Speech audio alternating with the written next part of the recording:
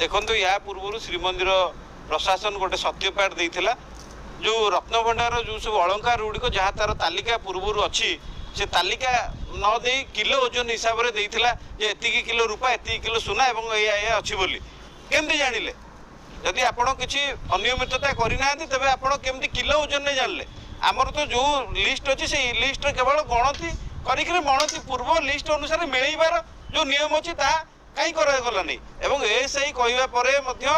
रत्नभंडार असुरक्षित अच्छी से घर भितर पानी गलुच एएसआई चिठी को भी आज हाईकोर्ट गुरुत्वर सहित नहीं कारण गत वर्ष 2022 अगस्ट मास एएसआई चिठी लिखी मंदिर प्रशासन को निश्चित भाव आज एएसआई हाईकोर्ट गोटे पक्ष एवं से पक्ष